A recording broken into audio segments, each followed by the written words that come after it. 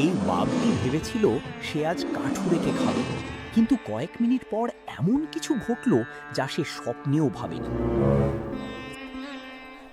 অনেক দিন আগের কথা, এক ঘন সবুজ জঙ্গলের পাশে একটি ছোট্ট গ্রামে বাস করত এক দরিদ্র কিন্তু অত্যন্ত বুদ্ধিমান কাঠুরে।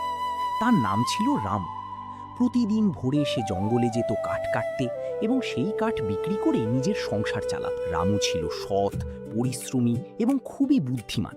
অন্যদিকে সেই জঙ্গলে বাস করত এক বিশাল বাঘ। বাঘটি ছিল খুবই শক্তিশালী, কিন্তু তার একটি খারাপ অভ্যাস ছিল। সে ছিল ভীষণ লোভী। সে সবসময় ভাবত, আজ এমন কিছু খাবো যাতে কয়েকদিন আর শিকার করতে না হয়।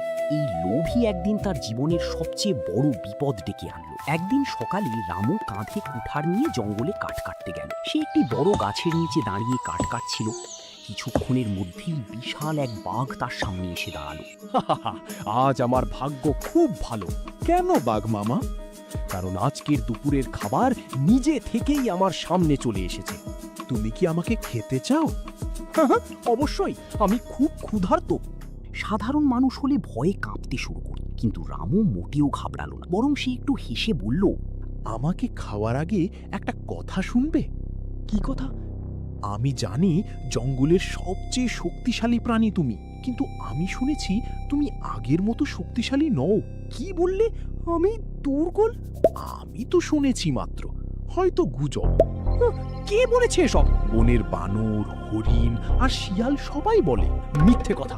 আমি পুরো জঙ্গলের সবচেয়ে শক্তিশালী প্রাণী। তাহলে প্রমাণ করো। কিভাবে? রামু বাঘ মামাকে পরীক্ষা করার জন্য একটা বড় গর্ত এর কাছে নিয়ে যায়। বাঘ মামা, তুমি যদি সত্যিই জঙ্গলের সবচেয়ে শক্তিশালী হও, তাহলে ওই বড় গর্তটা এক লাফে পার করে দেখো। এটা তো খুব সহজ। কিন্তু সে জানতো না ওই গর্ত নিচে ছিল গভীর কাদার গর্ত। বাঘটি দৌড়ে লাফ দিতে গিয়ে তার পা পিছলে যায়। এরপর তার 4 পা কাদার মধ্যে ঢুকে গেল। আরে, এ কি হলো? কি হলো বাঘ মামা? বের হতে পারছো না? আমাকে সাহায্য করো।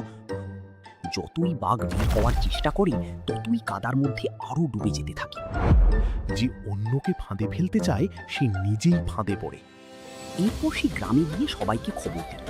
কিছুক্ষণের মধ্যেই গ্রামের মানুষজন লাঠি নিয়ে জঙ্গলে এলো। বাঘ তখনও আটকে ছিল। এই সেই বাঘ! এ তো আমাদের গরু ছাগল খেয়ে ফেলতো। আজ আর পালাতে পারবে না। বাঘ তখন খুব ভয় পেয়ে গেল। কাঠুরে ভাই, আমাকে বাঁচাও। আমি আর কখনো কাউকে কষ্ট দেব না। তুমি কি সত্যিই বদলে যাবে? হ্যাঁ, আমি প্রতিজ্ঞা করছি। রামুর মন ছিল খুবই ভালো। সে গ্রামবাসীদের বলল, সবাই শান্ত হও।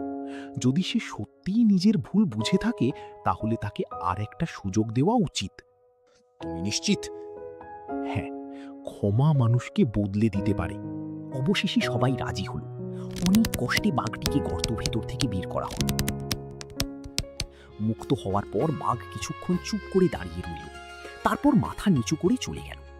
রামু ও বাঘ মামা পিছু পিছু গেল। আজ আমি বুঝেছি, শক্তি সব কিছু নয়।